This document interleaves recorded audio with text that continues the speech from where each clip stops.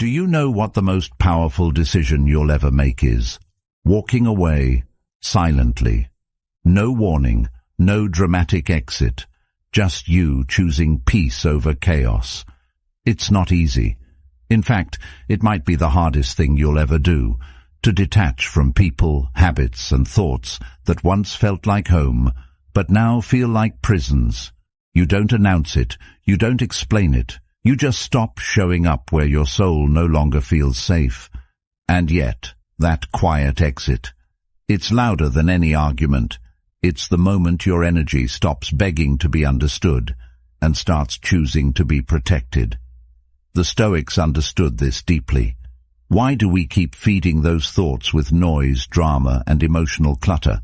Why do we stay in places that drain us just because we're afraid to leave without saying a word? Let me be honest with you. Real strength isn't in confrontation. It's in control. It's in learning to let go of what weakens you without asking for permission.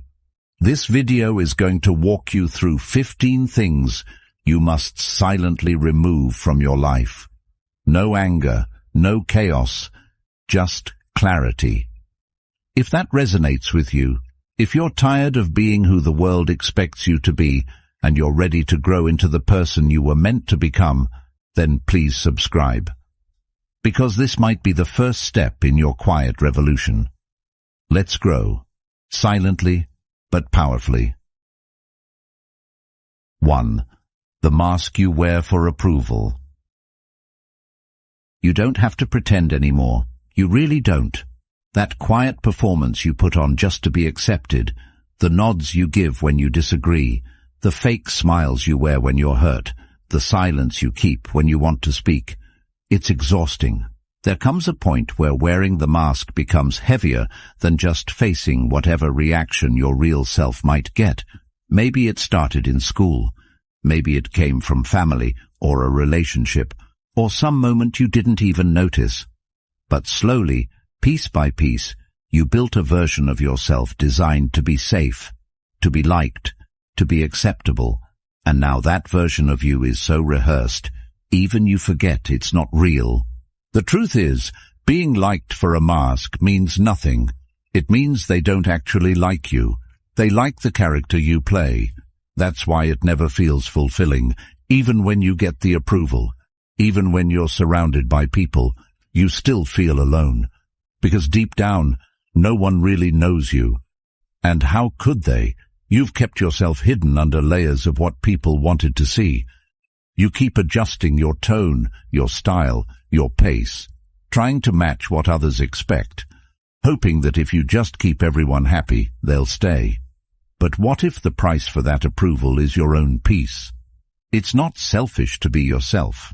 It's not wrong to have opinions, to walk away, to say no, or to outgrow people who only knew the older version of you.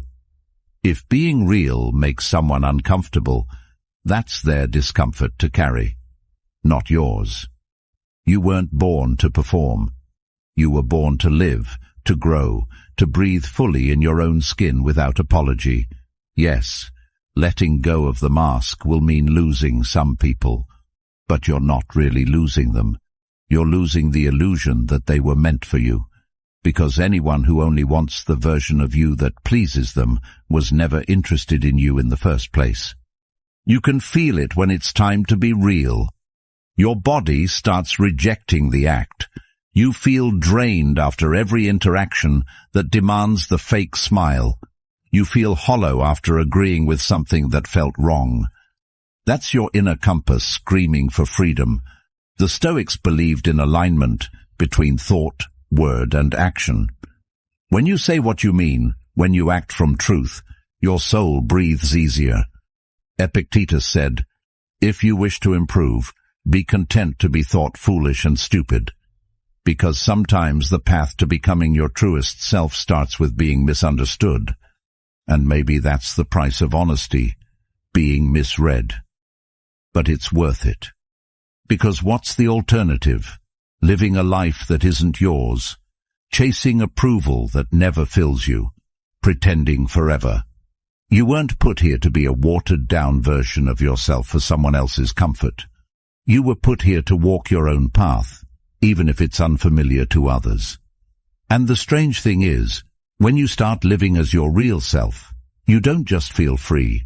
You actually start attracting people who see you, support you, and love you for exactly who you are, not who you pretend to be. It's a strange kind of peace. The peace that comes from no longer trying to manage everyone's perception. You stop replaying conversations in your head. You stop wondering what they think. You stop editing yourself. And in that space, something quiet but powerful begins to grow. Self-respect. Not arrogance, not defiance. Just a calm confidence that says, this is who I am. And I'm okay with that. You don't need to explain it. You don't need to justify it. You just need to live it. Letting go of the mask doesn't mean becoming harsh or cold. It means becoming whole. It means finally allowing the parts of you that have been buried, your voice, your ideas, your real laughter, your boundaries, to rise again. You'll feel awkward at first. You might even feel guilty. That's normal. You've been trained for years to believe that pleasing others is the same as being kind. But the kindest thing you can do is show up truthfully, because that gives others permission to do the same. You'll be surprised at how much lighter life feels when you stop filtering yourself. Conversations become easier, relationships become clearer, and decisions, they stop being about what will they think, and start being about what feels right for me. That shift is everything. It's not about becoming rebellious, it's about becoming real. No more nodding when you want to shake your head. No more laughing when something doesn't feel funny. No more saying yes when your body says no. You don't owe anyone the version of you that made them comfortable. Growth is uncomfortable. Truth is uncomfortable. But silence and pretending are worse. They chip away at you quietly until you don't even recognize your own voice anymore. So take the risk. Be misunderstood. Be too much. Be quiet. Be bold. Be unsure. Be evolving. But above all, be you. Let them call it strange. Let them call it selfish. Let them walk away if they need to. But you walk home to yourself. That's where your peace lives. That's where your real power begins. The day you drop the mask is the day you start living for real. 2. The excuse called tomorrow. Let's be real. I'll do it tomorrow has probably stolen more from your life than anything else. Not failure, not rejection, just delay. Quiet, harmless-looking delay. It's so subtle that you almost don't notice it. How often you trade today for a promise that never arrives. You convince yourself that you're waiting for the right moment, that things need to align, that you need a little more clarity, or time, or energy. But days turn into weeks, and weeks into years, and the dreams you swore you'd chase get buried under calendars filled with excuses. The most dangerous thing about tomorrow is how reasonable it sounds. It's not dramatic. It doesn't scare you. It just whispers, not now, and you believe it, again and again. What we often forget is that action doesn't require perfection. You don't need to have all the answers, or all the resources, or even all the courage. You just need to begin. There's a strange kind of freedom that comes when you stop waiting and start moving. Not rushing, just moving. One step, one small, imperfect action. That first move unlocks something inside you. Momentum, clarity, confidence. All the things you thought would come before action often only show up after it. Waiting won't bring certainty, but doing, that's where everything changes. You know what's worse than failure? Regret. Because at least when you fail, you learn, you grow, you build something real. But regret, that just eats away at you slowly. You look back and realize that the thing you were too scared to start could have been the thing that saved you, freed you, fulfilled you. You'll never be able to rewind the time you spent hesitating. And the truth is, most of the things you delay aren't delayed because of logic. They're delayed because of fear. Fear of not being good enough. Fear of being seen trying. Fear of starting small. But every master was once a beginner. Every great thing began clumsily. What makes it great is that it began at all. We live in a culture that glorifies hustle, but ironically, most people are just hustling in their minds. They plan, they imagine, they dream, but they rarely execute. The idea lives in their head for so long that it starts to feel real, even though it never left the ground. But nothing changes until something moves.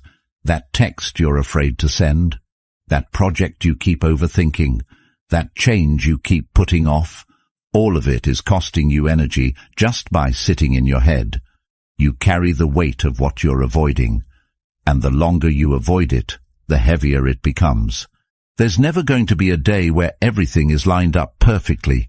The fear will still be there, the doubts will still whisper, the obstacles won't vanish, but neither will your desire, and if it keeps coming back, that's not coincidence.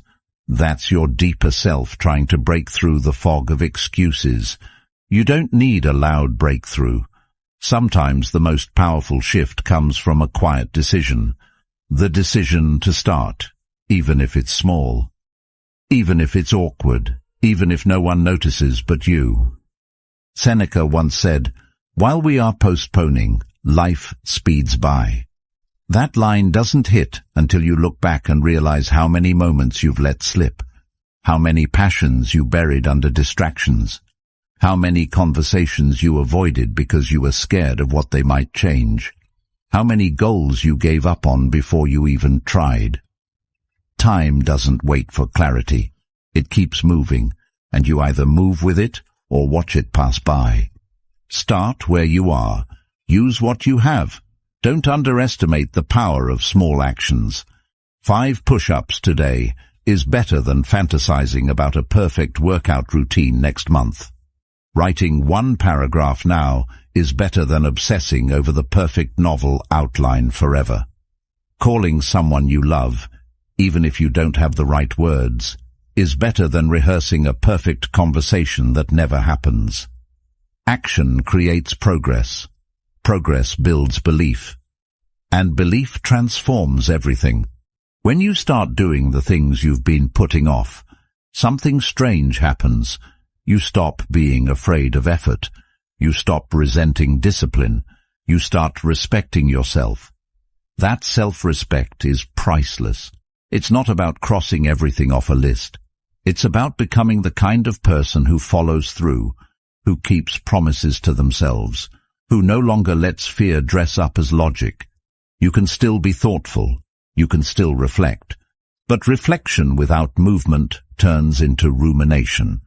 And overthinking is just fear disguised as preparation. At some point, you have to stop reading about the life you want and start living it. One bold, messy, beautiful step at a time.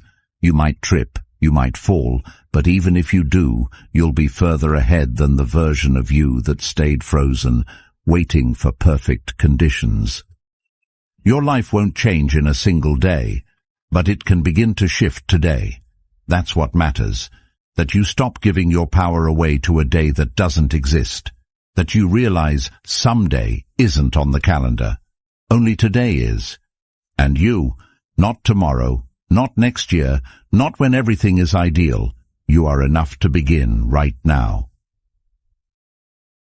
3. That looping tape of the past. It's strange how the past can feel more alive than the present. A conversation that ended years ago still echoes in your mind. A mistake you made once still stings like it just happened. A look, a word, a moment, all still playing on loop over and over again. Some of those memories aren't even that significant when seen from a distance, but they carry emotional weight that never got released. They linger, not because they're powerful, but because they were never truly processed. And so, they become part of your inner dialogue, not in the background, front and center, always reminding you of what went wrong, of what hurt, of what broke. You might think that remembering is necessary, that it protects you from being hurt again. But there's a difference between remembering and reliving. One teaches you, the other traps you, and far too many people confuse self-awareness with self-punishment. You don't need to keep replaying the hardest chapters of your life just to stay grounded. You're not required to keep those wounds open as proof of survival. What happened, happened. You survived, and survival is enough. You don't have to live inside the same story forever. There's a part of you, maybe small, maybe buried, that knows this. That part of you wants peace. It doesn't want to forget what happened, but it doesn't want to be defined by it either. And that's the key. You are not what happened to you. You are not your trauma. You are not the pain. You are the one who went through it, the one who endured, the one who kept going, even if it was messy, even if it was quiet, even if no one noticed.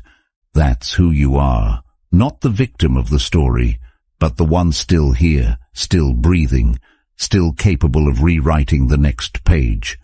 And yes, it's hard. Letting go of the past feels like betrayal sometimes. You might think that if you release the pain, you're letting the people who hurt you off the hook.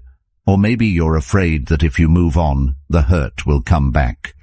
But forgiveness, real forgiveness, isn't about them. It's about you. It's not about justifying what happened. It's about finally putting the weight down. Because the more you carry, the less you can move forward. The more space the past takes up, the less room there is for the present to grow. Carl Jung once said, "I am not what happened to me. I am what I choose to become." And that's the essence of healing. You can't change what happened. You can't go back and make different choices. You can't edit the script. But you can decide what you'll do with the pain. Will it become a cage or a compass? Will it hold you in place or point you towards something better? The most painful thing isn't always the event itself. It's the way we carry it afterward. We replay the memory. We analyze every detail. We wonder what we could have done differently. And in doing that, we keep the wound fresh. The mind keeps touching it, poking at it, never letting it scab over. Healing doesn't mean the past disappears. It means you stop letting it dominate your present. You stop waking up every day with your heart already heavy from yesterday. And here's what people don't often admit. Sometimes we hold on to pain because it's familiar. It becomes part of our identity. We get used to being the one who was hurt, who was abandoned, who made the mistake. And without realizing it, we build our self-image around it. So the idea of letting go isn't just about peace. It feels like losing a part of ourselves. But that version of you, the one who went through all of that, they're tired. They've done enough. They don't need to keep reliving it for you to remember your strength. They deserve rest. You don't owe your past anything. You've paid your dues. You've done the reflection. You've carried the lessons. Now it's time to carry only that. The lesson, not the burden. The wisdom, not the wound. The insight, not the pain. You are allowed to change your story. You are allowed to heal without seeking permission. You are allowed to be more than your worst moment. When you catch yourself going back, when the thoughts pull you into old guilt, old anger, old sadness, pause, breathe, acknowledge the feeling, and then gently remind yourself, that was then. This is now. It's not denial. It's a choice. A choice to not let something that already happened hurt you again today. The mind can be a relentless narrator. It loves to replay the parts it didn't understand, the parts that scared it, the parts that made no sense. But you are the one listening. And the moment you stop identifying with every thought, you begin to take your power back. You begin to choose new thoughts. Thoughts that bring calm instead of chaos. Thoughts that support you instead of sabotage you. There's no deadline for healing, but there is a cost for postponing it. Every day spent living in the shadow of what was is a day you don't fully step into what could be, and you deserve more than that. You deserve to wake up without that constant loop in your head. You deserve mornings that aren't heavy with old grief. You deserve to smile and not feel guilty for it. You deserve to move on, even if the world doesn't applaud it or understand it. You can honor your past without being chained to it. You can respect what shaped you without letting it define you. You can be grateful for the strength you gained without keeping the pain that built it. Letting go doesn't mean forgetting. It means choosing freedom. It means whispering to yourself, I'm allowed to be okay now. And that is a kind of quiet courage the world desperately needs more of. 4. Emotional begging. There's a certain kind of silence that follows emotional begging.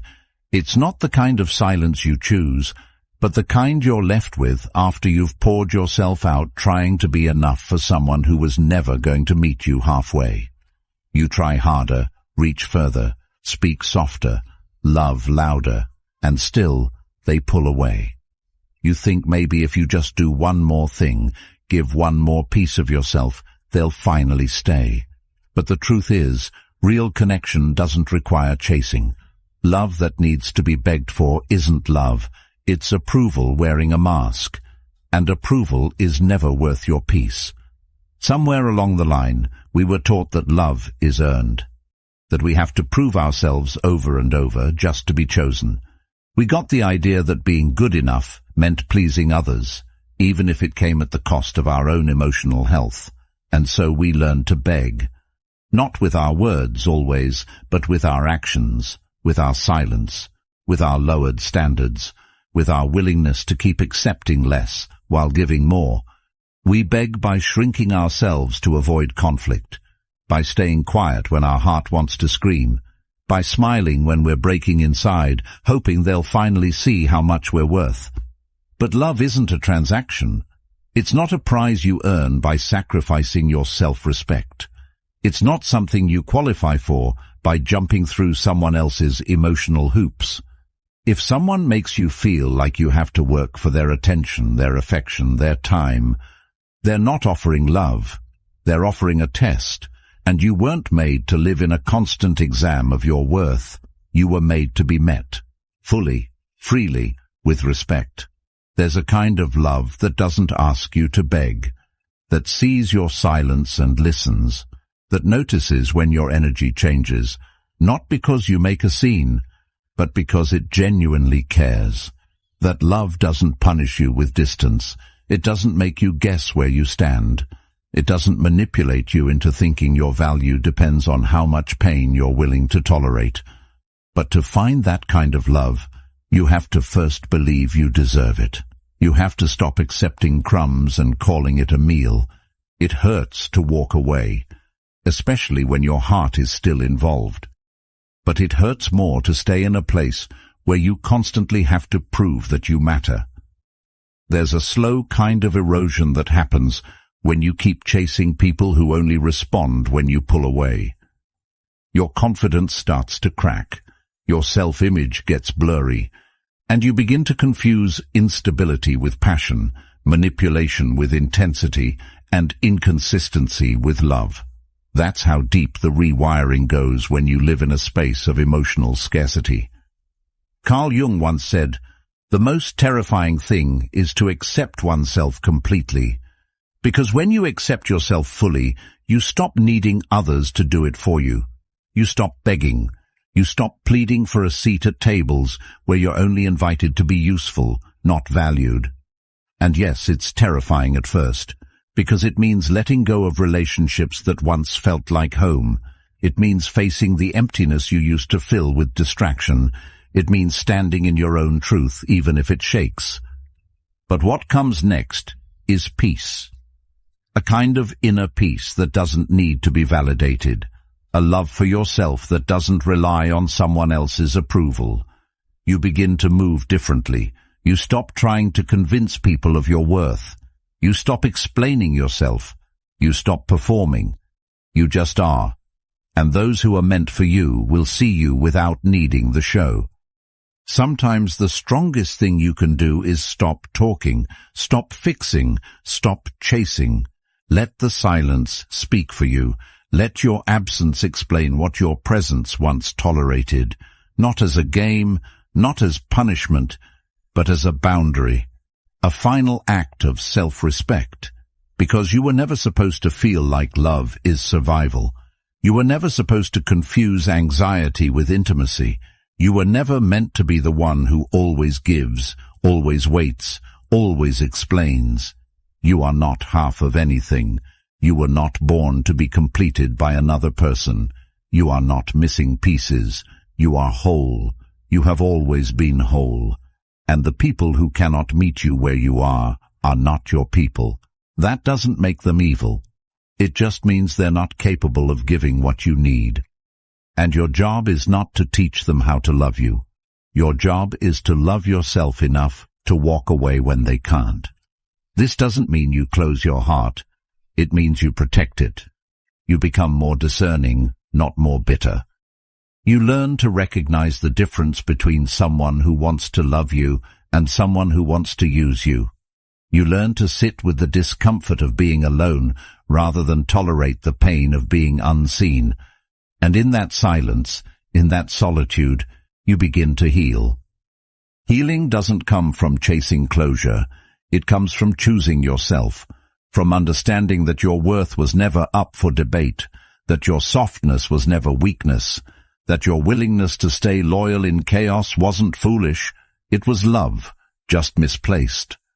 And now you get to place it where it belongs, in your own heart, in your own hands, in your own life, where peace is no longer a negotiation. You don't have to scream your worth to be heard. You don't have to prove your loyalty through suffering. You don't have to beg for a love that should have been offered freely.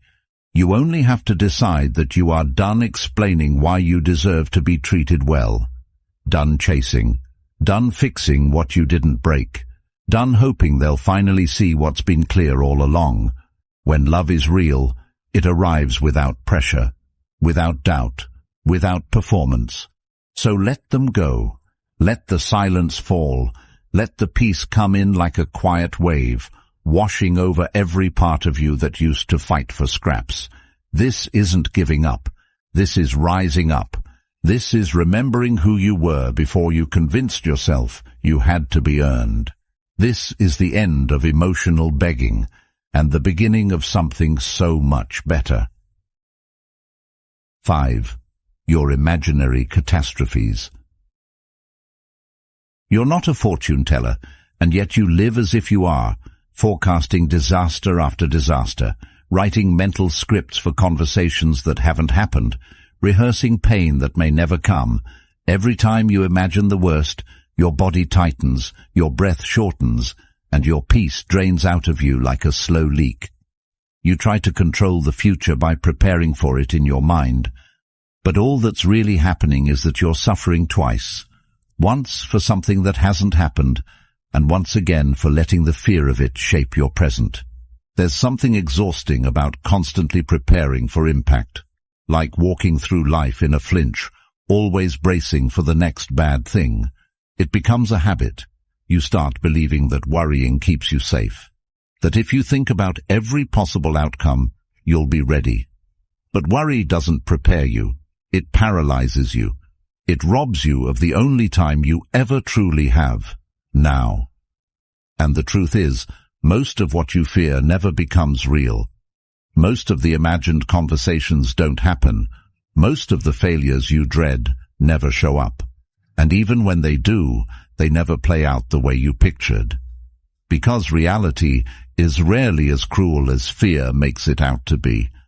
We often talk about fear like it's logical, like it's helpful. But fear doesn't show up with facts. It shows up with noise. It hijacks your attention and points it at things that are out of your hands. And once you're hooked, your imagination takes over. Suddenly you're predicting the end of relationships, the collapse of plans, the judgment of others, all based on shadows. But shadows aren't proof. They're just absence of light, and you have more light than you think. It's not your job to predict the future. It's your job to be present in what's real, to face what is, not what might be. And yes, it's uncomfortable. The unknown always is. But discomfort isn't danger. That's the mistake your mind keeps making. Just because something is unfamiliar doesn't mean it's unsafe. Just because you don't know how something will turn out doesn't mean it will go badly. In fact, the best things in your life probably began without certainty. You moved anyway. You chose anyway. You trusted anyway. Fear has a clever way of disguising itself as logic. It tells you that you're being cautious, responsible, realistic. But most of the time, you're just running mental simulations of failure and calling it preparation. You end up rehearsing heartbreak before love even has a chance. You imagine being judged before you've spoken. You fear losing something before you've even had the courage to fully hold it. That's not safety. That's self-sabotage wearing a mask. Marcus Aurelius wrote, "Today I escaped anxiety." Or no, I discarded it, because it was within me, in my own perceptions, not outside. This wasn't just philosophy, it was survival.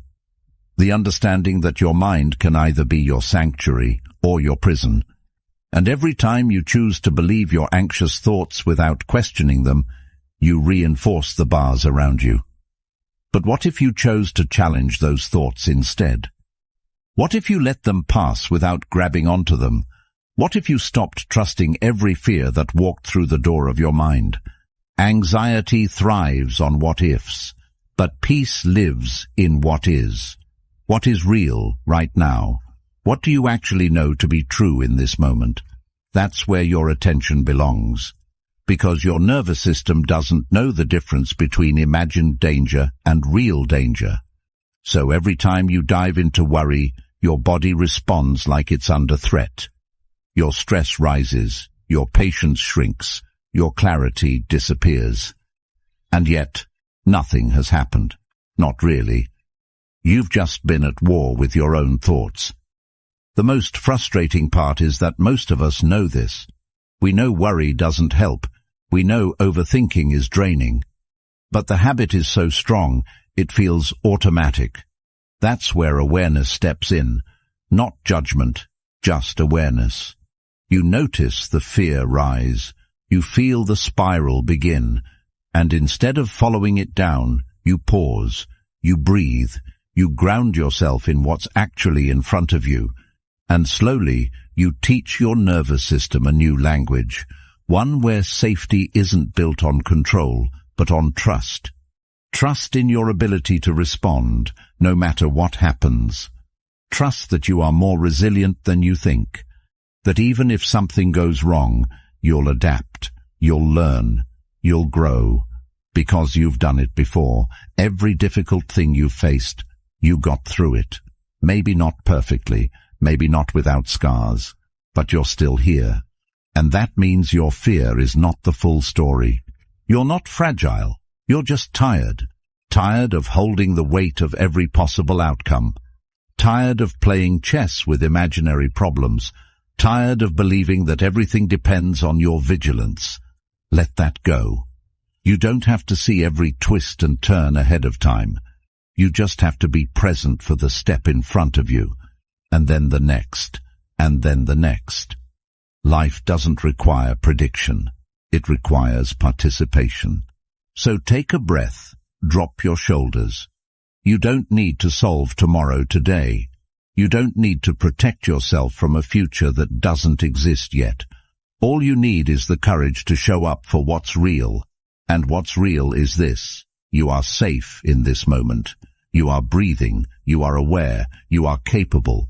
And when fear comes knocking again, because it will, you'll know it for what it is. Noise, not prophecy, just noise. Let it pass. Because the more you stay in the now, the quieter that noise becomes. And in that quiet, something beautiful begins to grow.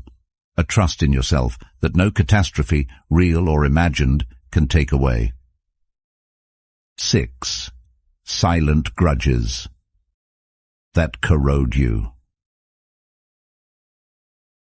Holding on to resentment feels like control, like if you just stay mad enough, guarded enough, cold enough, you won't be hurt again. You think that staying angry keeps you strong, that it creates distance between you and the people who did you wrong. But in truth, the only thing it builds is a prison, and you're the one locked inside. The grudge doesn't protect you. It poisons you, quietly, slowly, until your peace is so clouded you can't even remember what it felt like to be light. It doesn't always show up loudly either. Sometimes it's not the blow-up argument or the dramatic falling out that leaves the deepest scar. Sometimes it's the quiet hurt you never spoke about, the betrayal you never admitted stung, the apology you never got but kept waiting for. Those are the ones that linger, the ones that turn into invisible walls inside your heart. You go about your day like everything's fine, but deep down, you're still holding on to something, a name, a moment, a memory that tightens every time it surfaces, and you tell yourself it's not a big deal, that you've moved on. But if it still hurts when you remember it, it's not gone, it's buried. Forgiveness gets misunderstood. People think it's about excusing the behavior, letting someone off the hook, acting like it never happened. But forgiveness isn't about them. It's about you. It's about not carrying someone else's actions into your next chapter. It's about refusing to give the past that kind of power. Resentment, no matter how justified, anchors you to the moment you were hurt. It keeps you there, stuck in a loop. You replay the words, the decisions, the silence, and in doing so, you relive the pain. Not just once, over and over. And the worst part? They may not even know. They've moved on. They're living their life. Meanwhile, you're still burning with something they probably forgot. That's how grudges work. They disguise themselves as strength, when really they're wounds that never got to breathe. And healing doesn't happen in silence. It happens in release. In deciding that you're done giving energy to something that only takes from you. Holding on to anger becomes part of your identity. You start reacting from it, thinking from it, living through it. You think you're protecting yourself, but really you're repeating a pattern that only makes things heavier. You avoid closeness, fearing betrayal. You pull away from love, expecting disappointment. You mistrust others, because trust once got broken. But none of that is healing. It's just self-preservation, and it's exhausting. The real power isn't in staying angry, it's in choosing peace. Not because they earned it, not because they asked for it, but because you're tired of bleeding for someone else's mistake. That doesn't make you weak. It makes you wise. There's nothing soft about refusing to let the past pollute your future. It takes real strength to unclench your fists and walk away without revenge. To say, this hurt me, but it won't define me. You don't need to call them. You don't need to tell them. Forgiveness doesn't always require a conversation. Sometimes the most powerful thing you can do is release it internally, quietly, fully, and feel the weight start to fall off. The bitterness leaves your chest. The tension leaves your jaw. The story stops replaying every time you're alone. That's when you know you've let go, when their name doesn't trigger your entire nervous system anymore. And what's waiting on the other side of that release is more than just peace, it's freedom. You get to move forward without dragging the past behind you. You get to show up in relationships without old wounds clouding your view. You get to breathe, fully, finally. Not everything that hurt you has to stay part of you. You're allowed to heal. You're allowed to put it down, even if they never said sorry, even if they never acknowledged what they did. Your healing doesn't need their permission. You can let go without pretending it didn't happen. You can forgive without inviting them back into your life. Boundaries still matter. Lessons still matter. But the anger, the resentment, the heaviness, that's yours to release. And when you do, you make space. Space for joy, for love, for clarity. Because when your heart isn't full of old pain, it can finally open to something better. Letting go isn't a one-time act. It's a decision you might have to make over and over, especially on the hard days. But each time you choose peace over bitterness, you take your power back. Each time you choose not to react from the old story, you become more of who you're meant to be. And that version of you, the one who's not owned by anger, is the one who can finally rest. So if you're still carrying something, ask yourself, what would it feel like to be free from this? What would your life look like if you weren't weighed down by something that's already over? And then ask yourself the real question. Do they deserve that space in your mind? Or do you deserve that space for yourself? Not everything needs closure. Sometimes you are the closure. Sometimes your decision to be done, without drama, without revenge, without explaining yourself, is enough. You're not giving them a pass. You're giving yourself peace, and that's worth more than any grudge you could ever hold. 7. The fake finish line, called happiness. We've been told a lie so many times we stopped questioning it. The lie that happiness lives somewhere out there, in the next job, the next relationship, the next version of yourself. That once you finally make 6 figures, or move to a new city, or find that one person who just gets you, you'll arrive. You'll be whole. You'll be happy. So you chase, you grind, you scroll, you compare. You build this finish line in your mind, believing that once you cross it, everything will click into place. But what nobody says out loud is this: that finish line keeps moving. Every time you get close, it shifts. And no matter how fast you run, it never really feels like enough. It starts early. You think happiness is in getting good grades. Then it's graduating. Then it's landing the job. Then it's getting promoted. Then it's finding someone. Then it's settling down. Then it's starting over. The line is always just a little further away, and it's exhausting. You wake up with a life that looks fine on the outside, but inside you're still waiting, still hoping, still thinking, maybe after this I'll finally feel okay. But happiness was never meant to be a finish line. It was always supposed to be the way you walk, not where you're headed. You can have the money, the love, the success, and still feel empty. Because if the voice in your head is critical, if your nervous system is always on edge, if your self-worth depends on external achievements, nothing out there will ever be enough. You'll keep chasing newer, better, more, not because you're greedy, but because you've been trained to measure your worth by how far ahead you can get. You don't even realize it's happening. It's built into the culture. The ads, the algorithms, the timelines, all pushing you to chase an image of life instead of actually living it.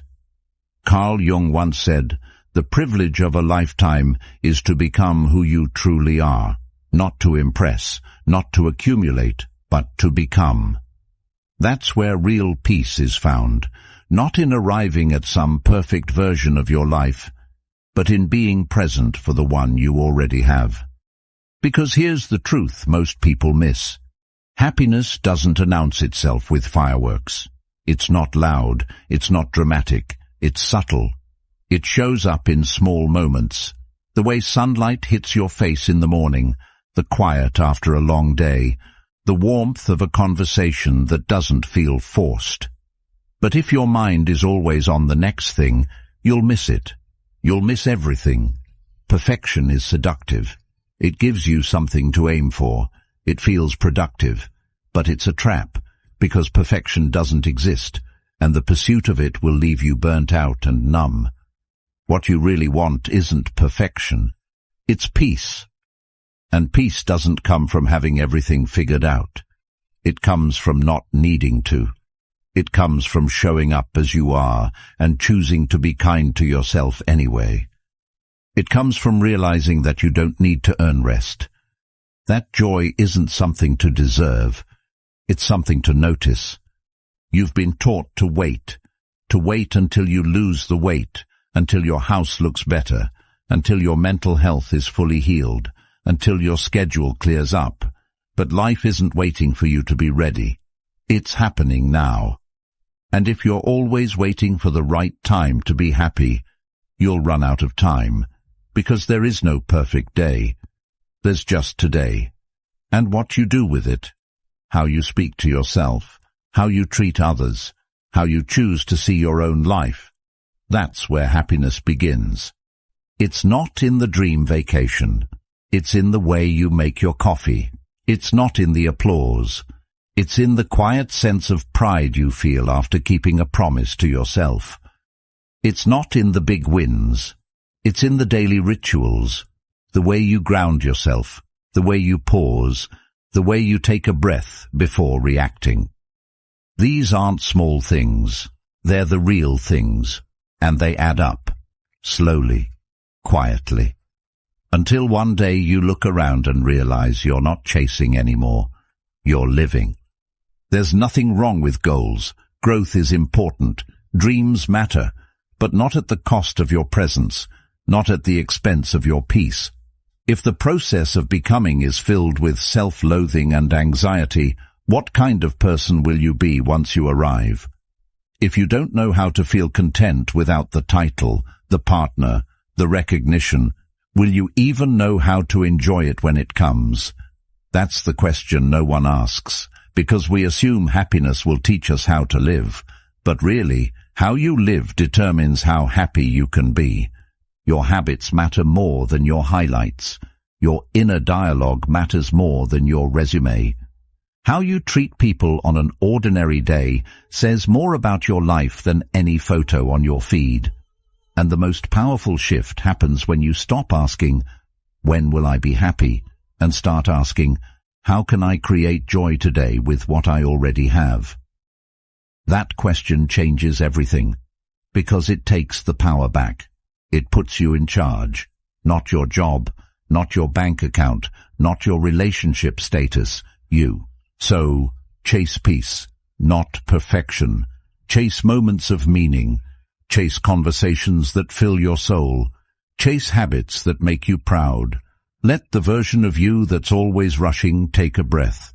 Let the one that thinks happiness is out there somewhere sit down and rest. You're already allowed to be happy, not because everything is perfect, but because you're alive, because you're trying, because in this moment you're here, and that's enough. There is no finish line, just a series of moments, and in each one you get to decide how you'll show up, not for the world, not for some imaginary audience, but for you. So let happiness be something you build, not something you wait for. Let it be messy, let it be quiet, let it be now. 8. Explaining yourself to everyone. There comes a point where you get tired of explaining yourself, not because you're hiding anything, but because the truth of your life doesn't need an audience to validate it. You start realizing that not every choice needs a speech, not every decision needs a detailed backstory, and not every person who asks deserves an answer. You're not a courtroom. You don't owe the world a constant justification for why you are the way you are, why you chose to stay, why you chose to leave, why you changed, why you didn't. The pressure to explain often comes from a deep need to be understood. And that makes sense. We're social beings. We want connection, clarity, closure. But the more you explain, the more you start to perform. You find yourself packaging your decisions in a way that others can digest, even if it means watering down your truth. You shrink your real reasons into something more palatable, less offensive, more socially acceptable. But who are you doing that for? Them? Or the part of you that still believes you need permission to be who you are? Every time you over-explain, you hand over a little piece of your power. You give people the impression that your choices are up for debate, that they get a vote, that your life is a democracy they're entitled to participate in. But your path is not a group project. It's not a survey. It's a personal journey shaped by what you've been through, what you value, and where you're going. And most of that isn't visible to anyone else. Silence is often mistaken for avoidance or arrogance, but it's neither. Silence is sacred. It's a decision, a boundary, a calm confidence that doesn't feel the need to prove itself. When you know who you are, you don't explain, you embody, you live, you breathe. You show up as yourself without the need to defend your presence. And ironically, that's when people start listening, because there's something powerful about a person who moves with quiet certainty. You don't have to explain your healing. You don't have to explain why you stop talking to certain people. You don't have to explain why your boundaries are tighter now, or why your priorities have changed. Growth can be quiet. It doesn't need a press release. You're allowed to change your mind. You're allowed to evolve and not update everyone on your progress. Sometimes, the most transformative moments of your life won't come with explanation, just action. There's a strange freedom that comes when you stop seeking approval. You begin to make choices for alignment, not applause. You start valuing peace over performance. And in that shift, life gets lighter. You stop rehearsing conversations in your head. You stop trying to be understood by people who are committed to misunderstanding you. You realize that not everyone can walk with you, and that's okay. Your life is not a PR campaign. Marcus Aurelius once wrote, "Waste no more time arguing about what a good man should be. Be one." In other words, stop explaining and start living. People will form their own narratives no matter what you say. They'll twist your words, project their fears, hear what they want. Trying to control that is a battle you'll never win, and you don't have to. You don't owe the version of you that exists in someone else's head your energy. Let your choices speak for you. Let your peace be your answer.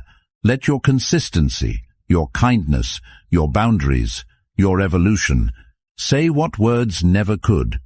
You are not cold for keeping parts of your life private. You are not rude for choosing not to engage in conversations that lead nowhere. You are not selfish for protecting your inner world. That's wisdom. That's self-respect. That's knowing the difference between being real and being performative. There's nothing wrong with being clear when needed, but clarity doesn't always require elaboration. You can say, "This is my choice," and leave it at that. You can say, "I'm not comfortable discussing that," and let the silence hold the line. You can say nothing and still be right, because silence is not weakness. Sometimes silence is strength dressed in restraint. And here's the thing, the people who genuinely love and respect you, they don't need long explanations. They trust your heart. They honor your boundaries. They support your decisions even when they don't fully understand them. That's how you know they're your people, not because they agree with everything, but because they don't demand you prove yourself. You don't have to exhaust yourself trying to make everyone comfortable with who you are. You don't need to edit your truth to make it easier to swallow. You don't need to dilute your growth so others don't feel left behind. If someone needs a full breakdown of your healing just to accept that you're different now, they're not really looking to understand. They're looking to control. And you've grown past that. You've come too far to keep handing out explanations like apologies. This is your life, your healing, your rhythm, your truth, and it's not up for review. You are not rude for choosing silence. You are not difficult for choosing peace. You are not distant for choosing self-respect. You are simply choosing to live aligned without constantly translating yourself for others. So stop explaining and start being. Start living as someone who no longer seeks permission to exist. Let that be your quiet rebellion. Let your actions, your stillness, your strength be the only explanation you ever need. 9. Habits that quietly kill your energy. Most people think energy is lost in big, dramatic ways: burnout, exhaustion, emotional crashes. But the truth is, energy is usually drained in silence, in small, seemingly harmless habits that sneak into your day and settle in like background noise. You don't notice them at first: the late-night scrolling that cuts into your sleep, the skipped breakfast that leaves your mind foggy, the automatic yes to things your body and soul are screaming no to. These tiny moments, repeated daily, chip away at your vitality. They don't look dangerous, but they are. Because the more they go unchecked, the more they slowly dismantle your clarity, your confidence, your capacity to show up fully. It's easy to ignore them. Easy to call them normal. After all, everyone's tired. Everyone's busy. Everyone's overstimulated, so you tell yourself it's just part of life. But over time, the cost becomes undeniable. You wake up heavy, not just in body, but in spirit. You feel behind before the day even begins. Your mind feels cluttered, your decisions feel harder, and your willpower feels like it's on its last leg. And yet, the external pressures keep pushing. Deadlines, relationships, responsibilities. So you keep running on fumes, hoping no one notices how close you are to shutting down completely. And here's the thing: most people think they need a complete life overhaul to fix it. A brand new routine, a bulletproof morning plan, a fitness transformation. But real change doesn't start that way. It starts with one decision, one habit, one small act of reclaiming your energy. Because energy isn't just about what you eat or how long you sleep. It's about what you tolerate, what you consume, what you allow into your mental, emotional, and physical space without realizing how heavy it actually is. You say yes out of politeness, and suddenly your week is packed with obligations that leave you depleted.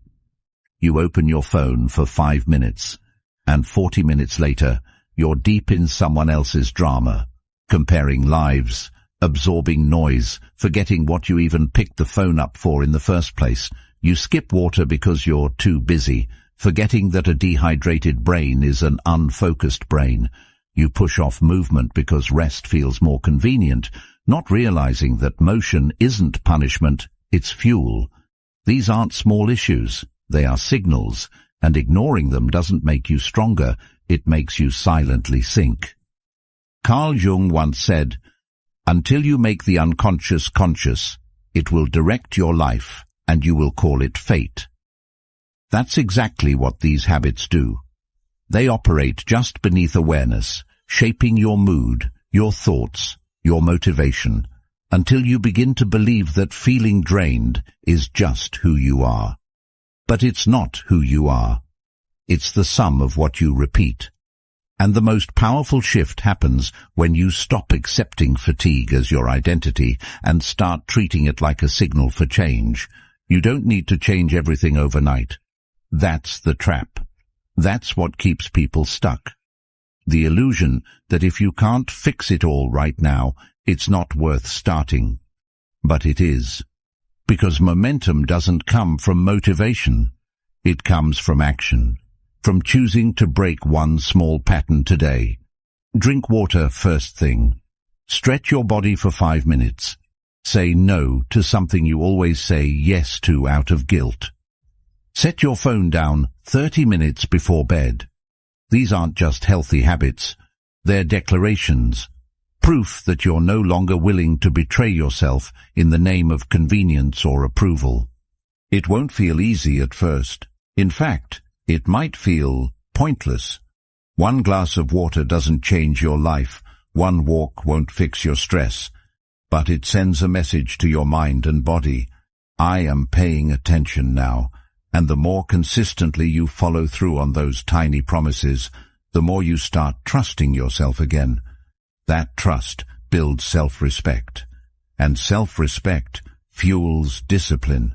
And discipline is what unlocks the energy you've been missing. So much of your strength is buried under habits you've normalized. You think your motivation is broken, but maybe you're just tired from carrying too many things that don't belong to you. Maybe your body isn't lazy. Maybe it's just done asking nicely. Maybe your mind isn't foggy because you're weak, but because you've been overstimulated and undernourished for too long. The change you're craving isn't as far as it seems. It just looks smaller than you expected. Cut one thing today that drains you. Just one. It could be a toxic conversation you keep entertaining, a mindless scroll before bed, that extra task you agreed to out of habit, not joy. Remove it, not with drama, but with clarity. And in that space, insert one thing that restores you. A quiet moment, a short walk, a boundary, a breath. Let that be your reset. Energy is sacred. It's not something you get more of by chasing it. You protect it by managing what you allow to steal it. And once you start seeing your habits through that lens, everything changes. You stop asking, "Why am I so tired?" and start noticing all the things pulling from you. Noticing is power. It means you're no longer sleepwalking through your routines. It means you're finally aware. So if you feel drained, stuck, scattered, don't wait for the perfect routine or a wave of motivation. Start now, quietly, gently, intentionally. Reclaim your energy one small act at a time. Not for productivity, not to become some optimized machine, but because you deserve to feel good in your body, because you deserve to wake up without dreading the day, because your presence, clear, calm, energized, is one of the most powerful things you can bring into this world, and that begins with the habits you choose to keep and the ones you finally let go. 10. Constant criticism, especially of yourself. There's a voice inside your head that you've been listening to for so long you don't even question it anymore. It tells you that you're not doing enough, that you're always behind, that you should be further along by now, that everyone else seems to have it together, so why don't you? It whispers harsh things when you're tired, when you slip, when you fall short, and somehow you believe it. You don't stop to ask where that voice came from, or why it sounds so much like a bully dressed as a coach. You just assume it must be right, because it's yours. But here's the truth. That voice isn't truth. It's habit, and it's keeping you stuck. You're not lazy. You're not broken. You're overwhelmed, overstimulated, pulled in 1,000 directions and trying to carry it all quietly. You wake up with a weight in your chest and still manage to get out of bed. Still manage to show up. Still manage to keep going, even when your inner dialogue is tearing you apart. That's not weakness, that's strength. But your mind has gotten so used to being hard on itself that it doesn't know how to speak any other language. You've mistaken pressure for motivation, criticism for discipline, self-punishment for growth. But you don't shame a flower into blooming. You don't yell at a wound to heal faster. And you won't become your best self by berating the current version of you. Progress doesn't come from force. It comes from understanding, from asking better questions. Not, "What's wrong with me?" but "What do I need?" Not, "Why can't I just do this?" but "What's blocking me?" When you trade judgment for curiosity, everything softens. The path clears. You stop reacting and start responding. You stop fighting yourself and start working with yourself. That shift is powerful, because when you change the way you speak to yourself, you change the way you treat yourself. You make room for rest without guilt. You make room for mistakes without labeling yourself as a failure. You begin to recognize that growth isn't linear, and it certainly isn't perfect. There will be days you feel on fire, and days you feel like you're unraveling. Both are part of the process. Both are allowed, and neither one says anything about your worth. Carl Jung once said, "I am not what happened to me, I am what I choose to become." That includes what you choose to believe about yourself. That includes the narrative you repeat in your mind every single day. If your thoughts are always anchored in self-blame, self-doubt and self-attack, then no matter what you achieve, it will never feel like enough. You'll reach your goals and still feel empty. You'll cross milestones and still hear that voice saying, "Yeah, but you could have done it better." So maybe it's not about doing more. Maybe it's about pausing long enough to ask, where did I learn to speak to myself like this? And more importantly, do I still need to? Because there's a version of you waiting on the other side of that harshness.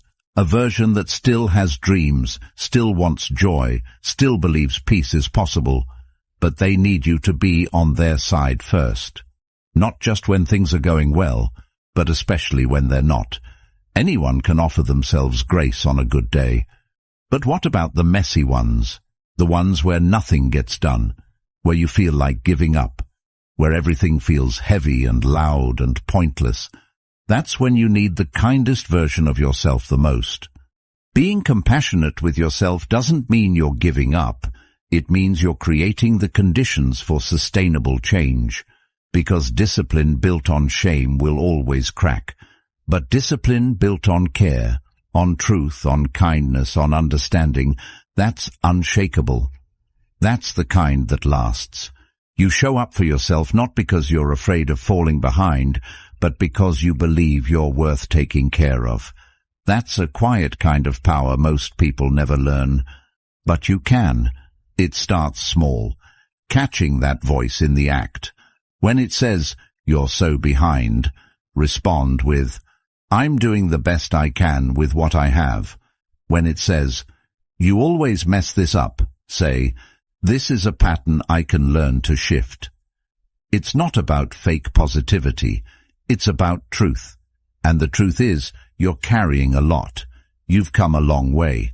And you're still here, still trying. That deserves more credit than you're giving yourself.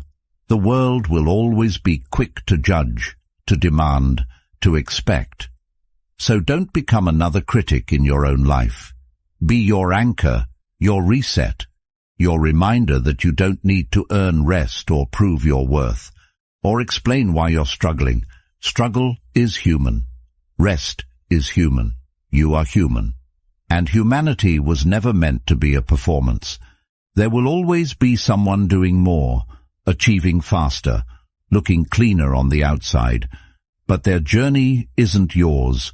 Your story is rich with context, with battles no one sees, with resilience you forget to recognize. Stop making the mistake of thinking your inner mess disqualifies you from growth. It doesn't. In fact, it's what makes your growth real. So, as you move forward, through your habits, your goals, your healing, remember this. The voice in your head matters more than you think. Let it be one that builds, not breaks. One that guides, not punishes. Let it sound more like a coach, less like a critic. And when in doubt, pause and ask, what would help me right now? Not what would make you impressive. Not what would make others applaud. Just what would help. That question, asked consistently, will take you further than any harsh inner monologue ever could, because compassion isn't weakness, it's fuel for everything you're becoming. 11. The need to always be right. There's a strange pressure that creeps in when we feel the need to always be right. It's subtle at first. A slight tension in your chest when someone questions your opinion, a reflex to explain yourself when no one asked, that feeling that if you let something go unchallenged, you've somehow lost. But the truth is, being right isn't always the victory it appears to be, because what it often costs you is far more valuable than proving a point. It costs your time, your calm, your presence, sometimes even your relationships. In the moment, defending your position feels justified. You've got logic, facts, experience, and it feels like if you don't speak up, the other person wins. But this isn't a courtroom, and life isn't a debate stage. Most of the time there is no prize for being right, only tension. You walk away from the conversation mentally drained, heart racing, replaying what you said, what they said, what you should have said. And for what? To protect a version of yourself that can't be wrong. That's not protection. That's ego, dressed up as certainty. The need to be right doesn't always come from arrogance. Sometimes it comes from fear. Fear of not being heard. Fear of being misunderstood. Fear that if you're wrong, you'll be seen as less competent, less intelligent, less valuable. But being wrong doesn't make you less. It makes you human. Everyone misses the mark. Everyone misreads the situation. Everyone forgets details, reacts emotionally, changes their mind. What matters more than being right is being rooted, grounded enough in your own worth that disagreement doesn't feel like a threat. Carl Jung said, "Everything that irritates us about others can lead us to an understanding of ourselves." That's especially true when it comes to arguments. If every disagreement feels personal, if every challenge makes your chest tighten, it might be less about the other person and more about your inner world. The need to be right often hides deeper insecurities. Maybe you weren't listened to growing up. Maybe you were always the one to fix things. Maybe somewhere along the way you learned that being wrong meant being weak. But you're not that child anymore. You're not in that chapter anymore. You can be wrong now and still be safe. There's a kind of quiet strength in saying, "You might be right," and meaning it, in stepping back from the tug-of-war and choosing peace over pride. It doesn't mean you have no opinion. It means you've grown past the need to fight every battle, because not every hill is worth dying on. Some arguments are just noise, distractions that pull you away from what actually matters. And in those moments, the strongest move isn't to win, it's to let go. Imagine what your days would feel like if you didn't take the bait every time someone misunderstood you, if you didn't feel the need to explain every detail, if you could hear someone's view without needing to correct it. You'd have more energy, more clarity, more time to focus on things that fill you instead of drain you. Letting go of the need to be right is like dropping a weight you didn't realize you were carrying. It's not always easy, especially when you're passionate about something, when you know you're right. But that's when it matters most. That's when choosing grace over ego becomes a practice, a conscious decision to prioritize your peace over your pride. You don't have to prove anything. You don't have to convince anyone. Your value doesn't increase when you win an argument, and it doesn't decrease when you walk away from one. There's a difference between standing for truth and chasing validation. The first is rooted in confidence. The second is rooted in insecurity. When you know who you are, you don't argue to be seen. You speak to be clear, and if that clarity isn't received, you move on. You don't cling. You don't spiral. You don't waste hours trying to fix what doesn't want to be understood. You keep your energy. You protect your focus. And in doing that, you build something stronger than the illusion of control. You build inner peace. You realize that your opinion doesn't need an audience to be valid, that your perspective doesn't lose value when someone else disagrees, that the goal isn't to be right. The goal is to be free. Free from overthinking, free from over-explaining, free from the emotional tug-of-war that keeps you tethered to people's approval. It's not about being passive. It's about being wise, about knowing when to engage and when to let it pass, about choosing your peace over your pride, about saying less and meaning more. Because the loudest voice in the room isn't always the one that's right. Sometimes it's just the one that hasn't learned to listen yet.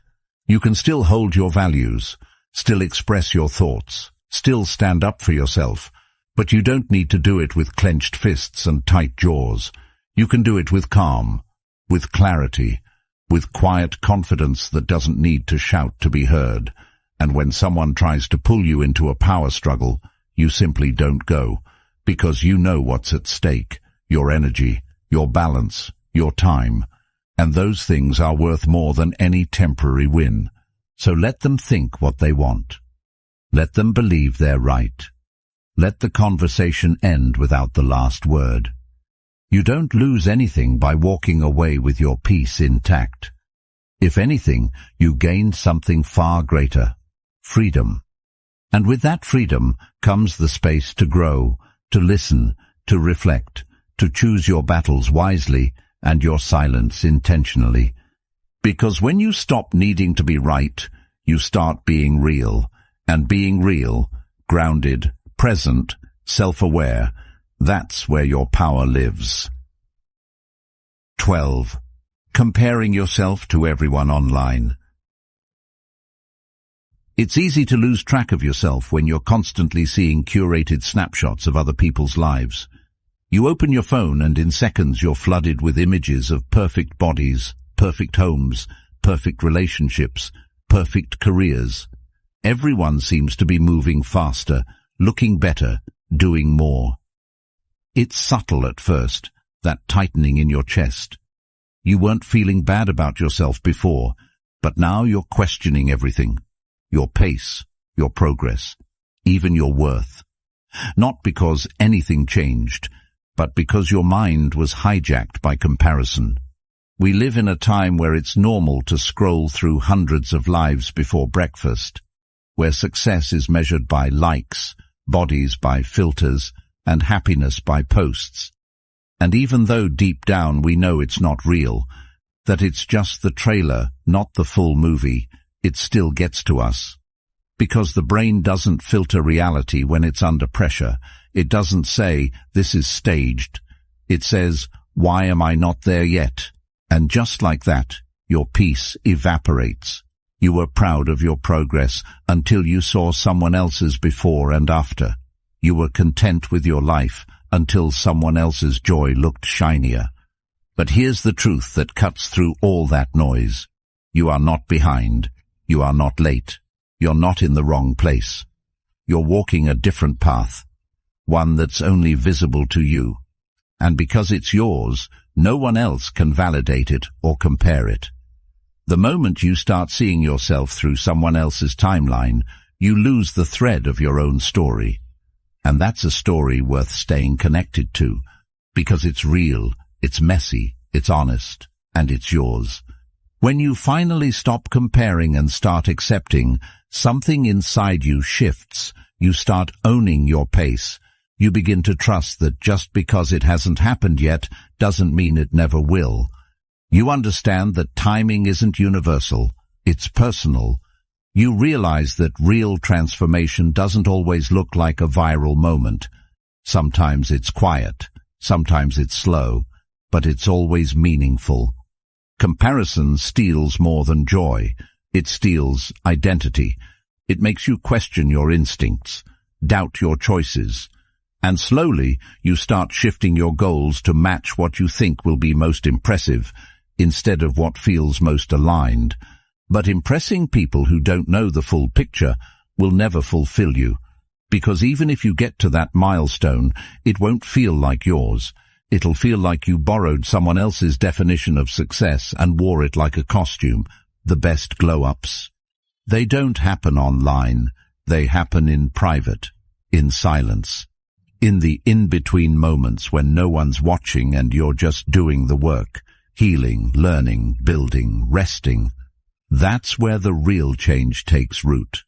Not in likes, not in comments, not in public validation, but in the invisible layers of your growth that no algorithm will ever capture. And if you stay grounded in that, nothing anyone posts can shake you. Start muting what makes you feel small. You don't need to explain it. You don't need to apologize for protecting your mental space. If someone's content makes you feel like you're constantly coming up short, it's okay to step back. This isn't jealousy. It's self-awareness. It's saying, I need to hear my own voice louder than everyone else's right now. And that's not selfish. That's survival in a world that profits off of your insecurity. Your worth is not based on visibility. Your value doesn't increase when more people see you. In fact, some of the most meaningful parts of you can only be nurtured when you're not being watched, when you're offline, when you're not trying to prove anything. The parts of you that need the most care often grow best in stillness, away from comparison, away from performance, just real time with yourself. You have no idea what someone else had to sacrifice to get what they're showing off. You don't know their story, their struggle, their doubts. Social media doesn't show the breakdowns, the panic attacks, the lost friendships, the sleepless nights. It shows the highlight, and if you're comparing your behind the scenes to their edited preview, you're always going to feel less. But you're not less. You're just seeing the tip of their iceberg and comparing it to the entirety of yours. So instead of scrolling to measure yourself, scroll to learn, scroll to laugh, scroll to connect. But don't scroll to assess your value, because nothing out there will ever tell you what your heart already knows, that you're on your own timeline, with your own rhythm and your own kind of magic. And when you honor that, you begin to move differently, more grounded, less reactive, less needy for external confirmation.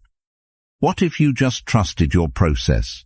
What if you believed that your slower days were still sacred, that your small steps still mattered, that your story, with all its pauses and plot twists, is still unfolding exactly as it's supposed to?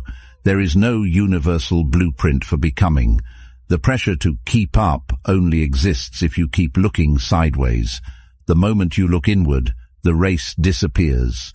All that remains is your path, and that path is worth staying on, even when it's quiet, even when no one claps for your progress, even when someone else's journey looks louder.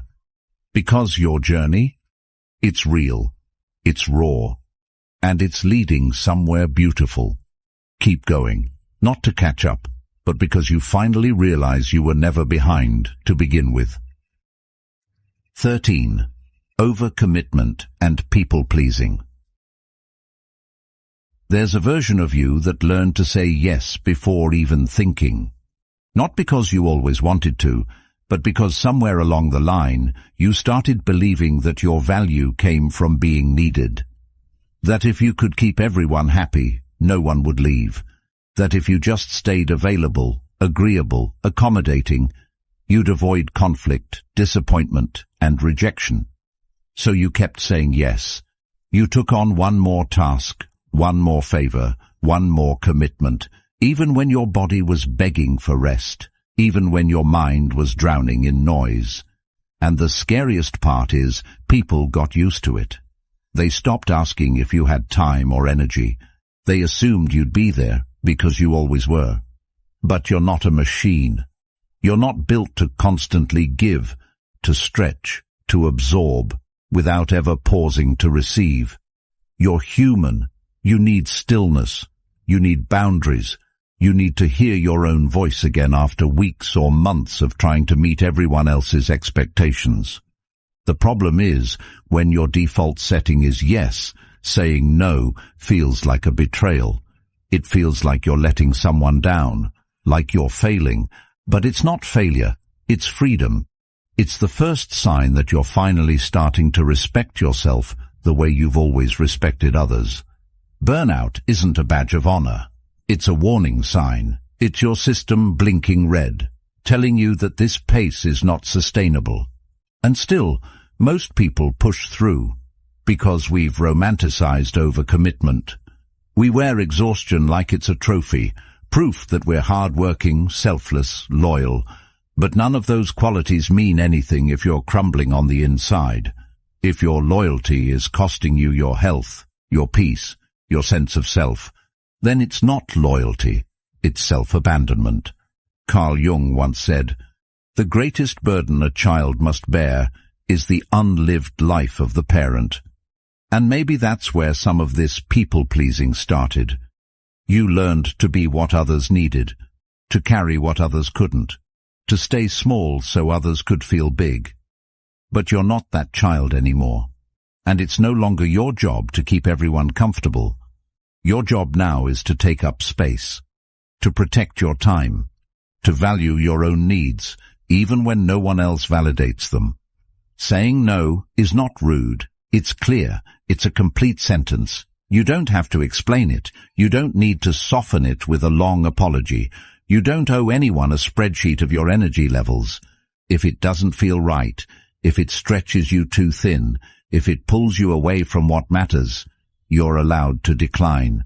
And not just allowed, but expected to, if you want to build a life that honors your truth instead of other people's demands.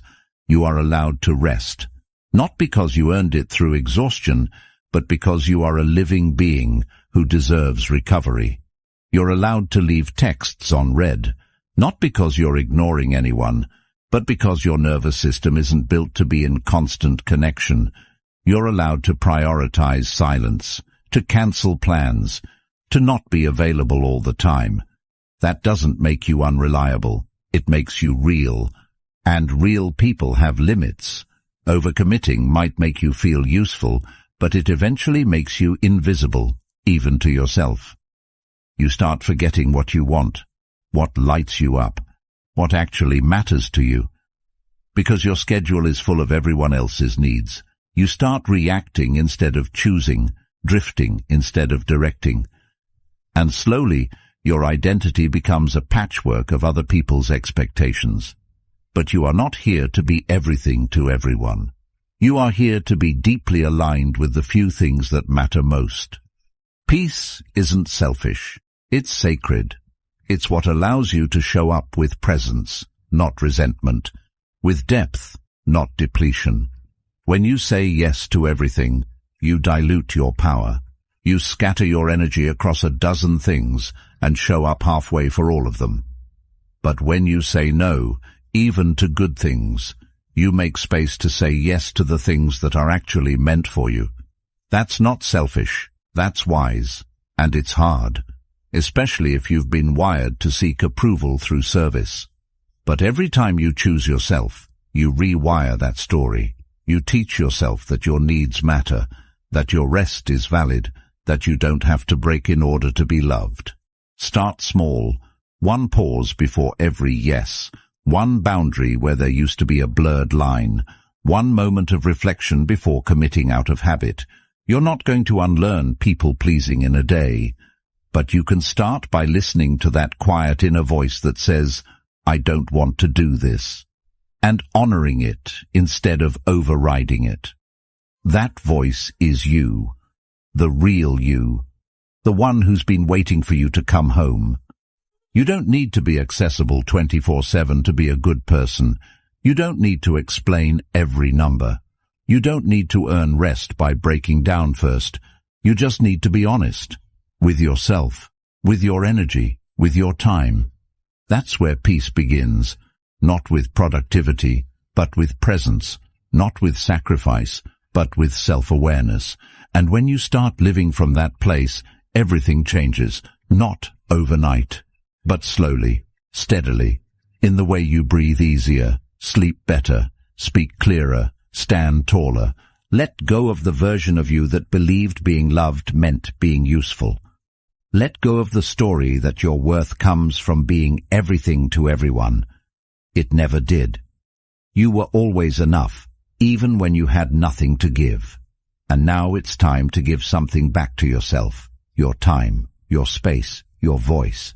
That's not selfish, that's sacred, and it's long overdue. 14. The identity you outgrew. There's a quiet kind of discomfort that shows up when you start to feel like a stranger inside the identity you've been wearing for years. Maybe you were the loud one, the funny one, the reliable one, the ambitious one, and at some point, that version of you worked. It served a purpose. It helped you connect, helped you cope, helped you feel safe in a world that demanded a clear label. But now, something doesn't feel quite right. You're showing up the same way, saying the same things, doing what you've always done, but it feels hollow. And you can't quite explain it. You just know. You've outgrown the role.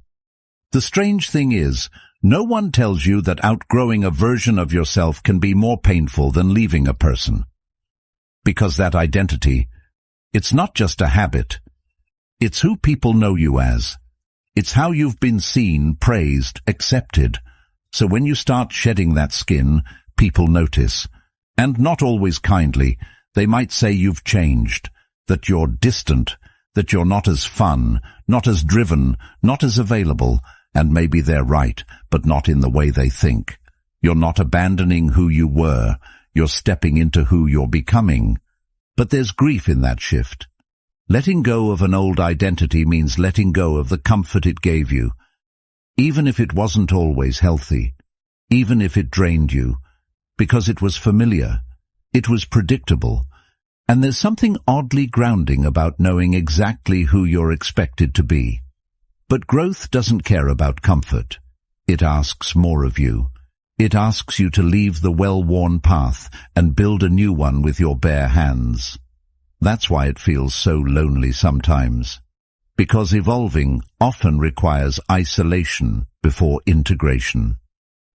Carl Jung said, "In each of us there is another whom we do not know." And that unknown part, the one that feels foreign and unfamiliar, is often the next version of ourselves trying to emerge.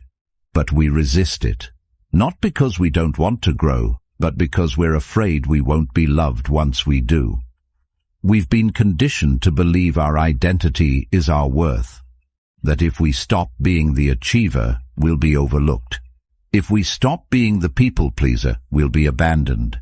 If we stop being the fixer, we'll be forgotten. But that's not truth. That's fear. You don't owe the world a consistent performance. You don't have to keep playing the same role just because people liked you in it. Your identity is not a contract you can't break. You're allowed to change, to soften, to slow down, to speak up, to disappear for a while and come back different. You're allowed to grow out of places, people, mindsets, and you don't need anyone's permission to do it.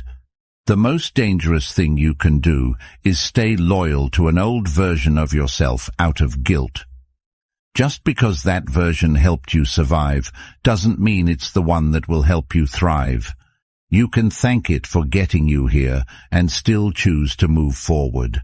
Because survival mode isn't meant to be permanent. At some point, you have to put the armor down and learn how to live, not just endure. Sometimes growth won't be noticed by anyone but you. There won't be applause. There won't be recognition.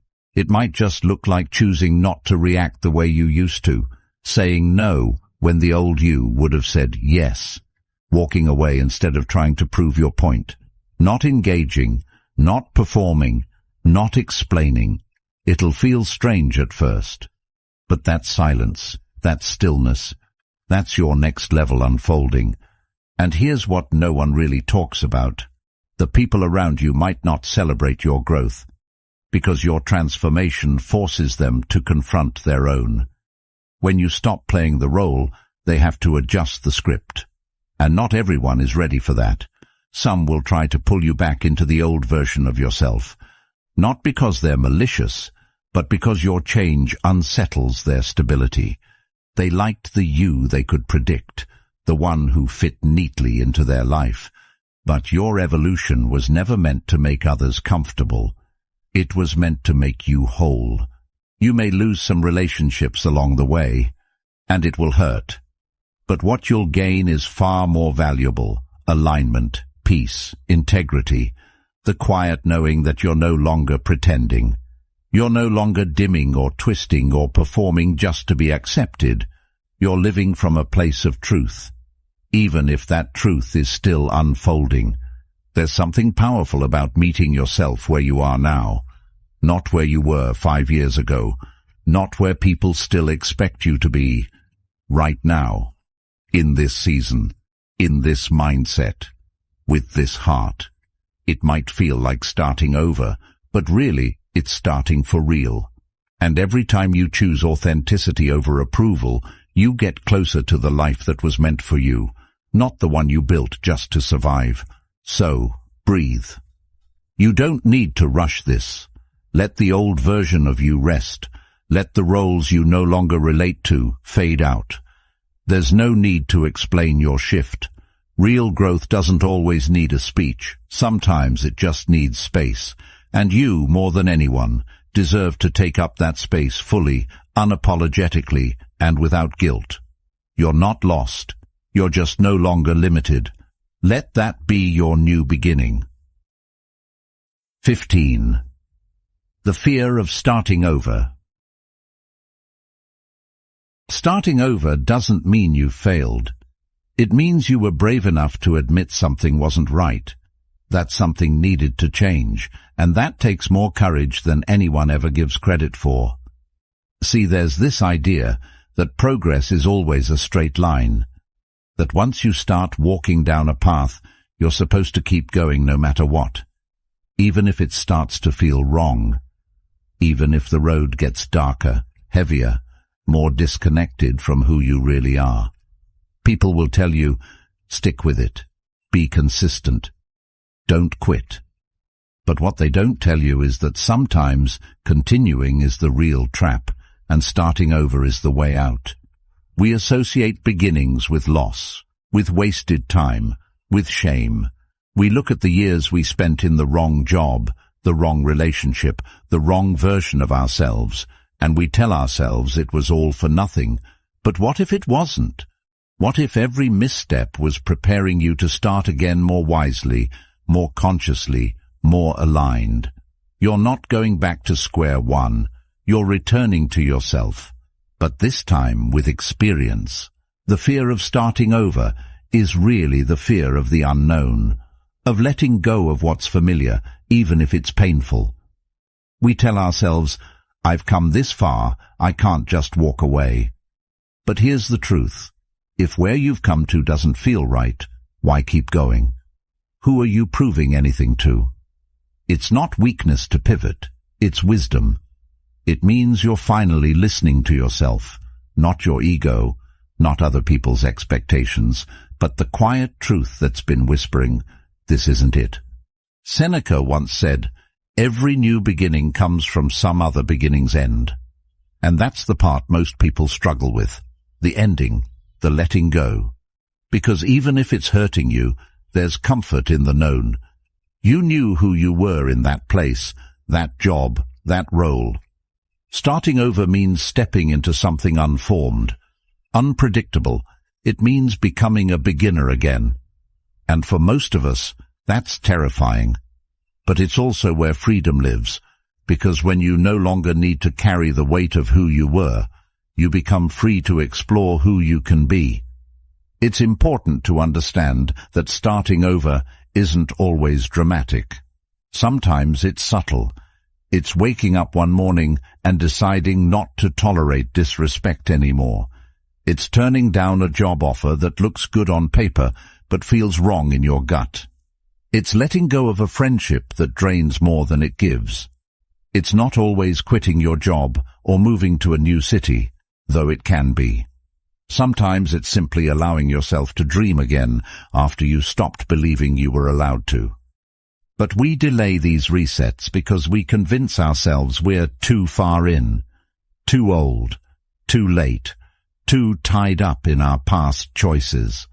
That kind of thinking chains you to a future you don't even want, and it steals the only thing that really matters, your peace. If the life you're living is costing you your peace, then it's too expensive. And no amount of sunk time, no amount of should've or what if can justify staying stuck when your soul is asking to move. You don't need permission to change direction.